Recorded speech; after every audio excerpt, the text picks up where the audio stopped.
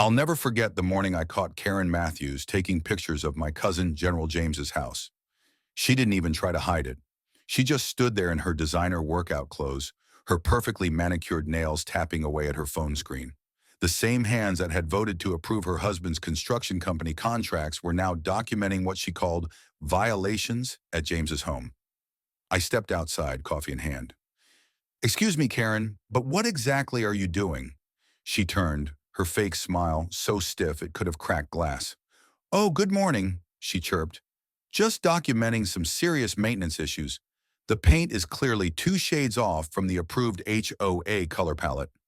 And these hedges," she gestured dramatically at the neatly trimmed bushes James's daughter and I had maintained every weekend, "they're at least half an inch above regulation height." I took a deep breath, reminding myself to stay calm, something James had taught me long ago. "Karen, James is literally serving our country right now. He's a general. And this house has been in our family for 4 generations. The paint was approved by the previous board 3 years ago." Karen shrugged, already typing into her phone. "Rules change, dear, and deployment is no excuse for letting property values drop." Then she smirked. "Did you know the community center proposal could increase home values by 30%? That was the first time I had heard about any community center. My stomach turned as I watched her take more photos. I remembered what happened to the last 3 homeowners who had fought with Karen. All 3 had mysteriously ended up with liens on their properties. That afternoon, I spent hours digging through every HOA document I could find. And then I found it. Hidden deep in last month's meeting minutes was a proposal for a state-of-the-art community center, right in the middle of our block, right where James's house stood. The escalation. The next week was a blur of certified letters arriving at James's house. Each one cited more ridiculous violations. The brass knocker, which had survived 2 world wars, was suddenly not in compliance. The rose bushes his daughter had planted before his deployment were deemed invasive species. I tried calling James, but military communications were restricted during his operation. All I could do was send emails, praying he'd get them in time. Meanwhile, more HOA board members drove by slowly, taking notes. I installed security cameras after I caught Karen's husband measuring the property line at midnight with a flashlight. The final straw came when I spotted Karen leading a group of suited investors on a tour of our street. "This entire area will be transformed," she said, her voice dripping with satisfaction. "The outdated structures will be removed, starting with that eyesore." She pointed directly at James's house. That night, I called James's daughter, Sarah, who was away at college. "Something's wrong," I told her. "I think they're planning something big, and your dad's deployment makes his house an easy target." Her voice shook. "But Dad's supposed to be home in 2 weeks. They can't just take our house, right? Mom's garden, all our family photos. Everything?" I wanted to tell her it would be fine, but Karen had already survived 3 lawsuits from other homeowners. She knew exactly how to work the system. As I hung up the phone, a certified letter arrived. The HOA was calling an emergency meeting tomorrow night. They were voting on the community center proposal, and my heart stopped when I read the fine print. They had scheduled it exactly 13 days before James's return date, 1 day short of the 2-week notice required for deployed service members under federal law. Karen had done her homework, and I realized with growing horror that this wasn't just about property values or a community center. This was personal, and she had been planning it for months. That night, I locked James's front door, unable to shake the feeling that these might be the last few hours this house would still belong to our family. On the wall, I saw a photo of James receiving his first command. "Battles are won with strategy, not just strength," he had once told me. As I walked home, Karen's porch light snapped on. She stood in her doorway, wrapped in a silk robe, watching me with that same glass-cutting smile. "Better take pictures," she called out sweetly, "for the memories." Little did she know, I was already forming a battle plan of my own. I woke up to the rumbling sound of heavy machinery at 6:30 a.m. Through my bedroom window, I saw them. 3 yellow bulldozers, a large dump truck, headed straight for James's house. My heart pounded as I threw on my shoes, grabbed my folder of legal documents, and ran outside, still in my pajamas. The morning fog hadn't even lifted when I saw Karen already there, standing by the curb in her designer workout clothes, tapping away on her iPad. Two police cars were parked nearby. She had planned everything. "Stop!" I screamed, running up to the demolition crew, James's deployment papers in hand. "This house belongs to an active service member. You can't do this." My hands shook as I held up the power of attorney documents James had given me. Karen just laughed and kept tapping on her iPad. "Oh, sweetie," she said, not even looking up. "The board had an emergency meeting last night. We voted unanimously to proceed with immediate demolition due to severe structural issues." Then she finally looked at me, her eyes cold. "It's all perfectly legal. We even have a city inspector's report." I felt sick. "What inspector? When? I've been here every day." The demolition crew chief walked over, looking uncomfortable. I shoved James's property tax receipts at him. "Look, everything's paid up. They can't do this." Karen stepped between us, her voice mocking. "Actually, we haven't received any tax payments for 6 months. Such a shame." She pulled out a thick folder. "We sent multiple notices. I guess they got lost in the mail to wherever your cousin is stationed." My hands trembled as I pulled up my banking app. There they were, 6 cleared checks to the HOA. I held up my phone showing the proof. "You cashed these checks! I have proof right here." Karen waved a dismissive hand. "Oh, those?" Those were applied to other outstanding violations. She smirked and pulled out another stack of papers. Overgrown grass. Unauthorized paint color. Non-compliant mailbox height. She kept listing ridiculous violations while the bulldozer engines grew louder. The destruction begins. I called James's lawyer, pacing back and forth. "Pick up, pick up, pick up." Voicemail. The police officer stood by, watching. "We can't interfere with a civil matter," one of them said. I felt helpless as the demolition crew started setting up their equipment. Neighbors began coming outside, drawn by the noise. Most stayed back, but Mrs. Chen, our elderly neighbor, shuffled over, holding up her phone, recording everything. "I remember when James's grandparents built this house," she said loudly, her voice cracking. "Right after he came back from Korea. The whole neighborhood helped." Karen shot her an angry look. The bulldozer claw raised up. I couldn't hold back my tears. That's when my phone rang. James. The screen showed his smiling face in uniform. My hands were shaking so bad I almost dropped it. "Hey, cousin," he said cheerfully. "You'll never believe this. I managed to catch an early flight. Just landed at the airport. Thought I'd surprise everyone." I stared at the bulldozer inching toward his front porch. The porch swing where we used to drink lemonade in the summer. The window where his wife had spent her last days. I turned away from the wreckage, my voice barely above a whisper. "James, you need to get here right now." A sickening crunch filled the air. I turned back just in time to see the bulldozer claw take its first bite out of our family's history. Behind me, Karen was already on her phone, speaking sweetly. "Yes, honey, they're starting now. Make sure your crew is ready to break ground for the community center next week." She paused, then laughed. "The permits? Don't worry about those. I've got it all handled." The roar of the bulldozer drowned out everything else. I stood there watching James's life be torn apart, praying he would make it in time. What I didn't know was that Karen's perfect plan was about to blow up in her face, and that this quiet little demolition was about to become a national scandal. The morning sun caught the polished silver stars on James's uniform as he stepped out of my car. The bulldozer operator froze, his hand hovering over the controls, midway through destroying our grandparents' bay window. The beautiful stained glass, the one our grandmother had chosen in 1962, lay shattered across the front lawn, like broken dreams. Karen was in the middle of one of her self-congratulatory speeches about community progress when she spotted James. Her perfectly styled hair seemed to deflate as he walked past her without even a glance. The only sound was the crunch of his polished dress shoes over broken glass. James bent down and picked up something from the wreckage. His daughter's first ballet trophy. The gold plastic dancer was snapped in half. He tucked it gently into his uniform pocket, his face calm, but his eyes burning with a kind of quiet fury I had only seen once before, the day he received the call about his wife's cancer. James turned to Karen, addressing her with the kind of military courtesy that only made it worse.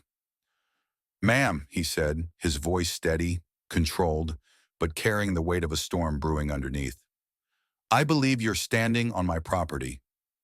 Karen opened her mouth, no doubt preparing another ridiculous excuse, but James wasn't finished. He reached into his briefcase and pulled out a weathered document. "This land deed dates back to 1947, when my grandfather returned from World War II. He tilted his head slightly, watching Karen's confidence waver. "I'm curious, when exactly did the HOA acquire the right to demolish it?" Karen tried to recover, waving her stack of HOA papers like a shield. "The board's decision was unanimous, General," she said, forcing a smile. "Your cousin was informed. We have all the proper documentation." James held up his hand, and Karen stopped mid-sentence, like a schoolgirl caught passing notes in class. Then he pulled out his phone, pressed one number on speed dial. The entire crowd of neighbors leaned in, their eyes darting between Karen and James. "Bill," James said, watching Karen the whole time. "Yes, it's James. Remember that talk we had about local government overreach?" He paused, then gave Karen a small, cold smile. "Well, you won't believe what I'm looking at right now." Karen clutched her clipboard tighter. James's expression didn't change. "Yes, Bill. That property, the one my grandfather willed to me, the one protected under the Service Members Civil Relief Act." Karen's face went from red to pale. It was his next words that made her legs wobble. "Yes, Senator Williams, I think your committee would be very interested in how the HOA handled this situation." He listened for a moment, his eyes never leaving Karen's face. "And bring the press?" he repeated, raising an eyebrow. "That's very thoughtful of you, Bill. See you in an hour." Karen's empire starts to crumble. The demolition crew was already backing away, making excuses about lunch breaks and wrong addresses. Karen's husband, Tom, who had been bragging about his construction company winning the contract for the new community center, was suddenly very interested in his shoes. James walked the perimeter of his ruined home, taking photos. He paused at his daughter's bedroom, or what was left of it. The walls were still standing, but the roof was gone. Emma's NASA posters fluttered in the breeze like surrender flags. The sight of her bed sheets mixed with broken roof tiles made my throat tighten. Then a young woman stepped forward from the crowd. I recognized her, Sarah from 3 doors down. She had always been too scared to speak at HOA meetings, but now her hands were shaking as she held up her phone. "Sir, I have videos of everything," she said. Karen flinched. "They started at dawn, ignored your cousin's legal papers," Sarah continued, glancing nervously at Karen. "And," she hesitated, "I heard Mrs. Matthews on the phone last night, talking about how the demolition had to be done before you got back." More neighbors stepped forward offering cell phone videos, copies of emails, meeting minutes. It was like a dam had broken. People had stories. People had proof. But no one had dared to speak up until now. James thanked each person, taking their contact information with the same attention to detail he used while planning military operations. I could see it in his eyes. He hadn't just come home to a destroyed house. He had walked into a war zone of small-town corruption. Sirens wailed in the distance, getting closer. Karen's phone buzzed with a news alert. Her face went from pale to gray as she read it. The local news had already picked up the story. Decorated general's home demolished while deployed, HOA under federal investigation. James straightened his uniform and turned to address the growing crowd. Neighbors were holding up their phones, recording everything. "My grandfather built this house with his own hands after fighting for this country," James said, his voice steady. "He taught me that some things are worth fighting for, even if the battlefield is in your own backyard." Then he smiled. But it wasn't a happy smile. It was the kind of smile you see before a storm wipes a town off the map. "I do believe," James continued, his voice dangerously calm, "that the real estate lawyers are about to arrive." Through the crowd of murmuring neighbors, I saw Karen's Mercedes peeling out of her driveway. Her designer purse was still sitting on James's demolished front steps. But James wasn't done yet. He had that look in his eye, the same look he had before leading his most successful missions. He reached into his briefcase one more time, pulled out another document. "Now," he said quietly, scanning the crowd, "let's talk about the interesting pattern of contracts awarded to board members' companies over the past 5 years." Karen had set a fire she thought she could control, but she had messed with the wrong general. And now she was about to watch everything she built burn to the ground. "I never expected to see 6 news vans fighting for parking spots on our quiet suburban street. But that's what happens when you mess with the wrong general." That morning, Senator Williams marched up our driveway like he was heading into battle himself. He took one look at the rubble of James's home and pulled out his phone. "Get me the state attorney general," he barked. "Now!" Karen came running out of her house, still in her designer bathrobe, her face as pale as chalk. Gone was her usual smirk. "This is a private HOA matter," she squeaked, but nobody was listening. 2 police cars pulled up, and I watched her stumble backward when the officers started taking photos of the destruction. I couldn't help but smile as James pulled out the folder I had been keeping safe. Inside were copies of every check James sent to the HOA, certified mail receipts proving Karen had received them. James flipped through the documents casually, then looked up. "Funny how all these payments went missing," he said, voice calm. The detective writing in his notebook didn't seem to find it funny at all. The smoking gun. That's when the real bombshell dropped. A young intern from the senator's office came running up with a stack of papers. "Sir, you need to see this," she called. The documents showed that Karen's husband's construction company had already won the bid for the community center 3 months ago, before the HOA had even voted on the project. The reporters were having a field day. Then another journalist dug up even more dirt. Karen had sent violation notices to 3 other deployed service members in the past year. She had tried to force an elderly couple out by claiming their garden gnomes were damaging property values. Her husband's company had won 85% of HOA-funded contracts over the past 5 years. James stood in the middle of it all, still in uniform, helping the forensic team salvage what they could. Karen was now screaming at her husband on her phone, her voice shrill and panicked. But James, he didn't rage, he didn't yell. He just picked up a broken photo frame, brushed the dust off, and quietly slipped it into an evidence bag. The crowd fell silent. Karen, desperate, made one last mistake.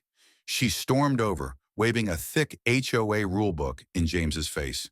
"Page 394 clearly states that the board has emergency powers to remove hazardous structures," she shrieked. The crowd went dead silent. James turned slowly, eyes locked on her. Then in the calmest voice I had ever heard, he asked, "Karen, my great-grandfather built this house after returning from World War II. He pointed to the rubble. "He laid these bricks himself. You just crushed them." He took a step closer, voice still measured. "Tell me, Karen, what was the emergency?" Karen opened her mouth, then closed it again. She had nothing to say. That's when Bill, our mailman, stepped forward. "I have something you all need to see," he said. On his phone screen was a video from the day before the demolition. It showed Karen and her husband walking around James's property, measuring and marking spots. "They were talking about where the gym would go," Bill said. This was before any vote happened. The crowd erupted. The state attorney general himself arrived, just as Karen's husband pulled up in his Mercedes. He took one look at the scene and tried to drive away. But a police car was already blocking his exit. Inside his briefcase, they found the real smoking gun. Blueprints for the community center, dated 2 months before James's house was even marked for demolition. The HOA board was finished. The arrests. The next few weeks were a blur of lawyers, reporters, building inspectors. 7 HOA board members faced criminal charges. Karen and her husband were looking at serious prison time for fraud, bribery, violating the Service Members Civil Relief Act. But the real victory wasn't watching Karen being led away in handcuffs, or seeing her house go up for sale when she couldn't afford her fancy lawyers. It was watching our community come together to make things right. Veterans from 3 states showed up with tools and supplies. Local businesses donated materials. Even the mayor came by to help lay the foundation for James's new home. The colonial style Karen hated so much, it was rebuilt, brick by brick. The Historical Society fast-tracked its protection. along with 6 other veteran-owned properties in our neighborhood. The lesson today, I'm sitting on James's new front porch, watching his daughter Sophie practice ballet in the yard. The house looks almost exactly like the old one, but better, built with love, by people who understand what service and sacrifice really mean. There's a new wall in the kitchen where Sophie's height marks are growing, right next to the shadow box holding pieces of the old house we managed to save. Karen's community center? It never happened. Instead, the land became a Veterans Memorial Park. Families now picnic where Karen wanted to put luxury condos. And Sophie? She loves the playground equipment, donated by the same construction companies that turned down Karen's shady contracts. James never brags about how he brought down a corrupt HOA board. He just smiles when new neighbors ask about the small piece of his old front door hanging beside his metals. It's a reminder, he tells them, that home is worth fighting for. The FBI investigation is still ongoing. They found similar HOA schemes in other neighborhoods. And here's the thing that really gets me. Last week, I saw Karen's son helping at the Veterans Food Bank downtown. He looked me in the eye and said, "I'm sorry for what my parents did." Maybe that's the best victory of all. Knowing that sometimes justice doesn't just mean punishment. Sometimes it means change. James and I have since launched a new initiative, the Homeowners Defense Alliance. We've already stopped 3 HOAs from targeting deployed service members. And remember that community center land? James donated it for affordable housing for veterans. The first families move in next month. And guess who volunteered to help them settle in? Karen's daughter, because sometimes losing everything helps you build something even better. And if there's one thing Karen Matthews taught us, it's exactly what to do about bullies who mess with the wrong veterans.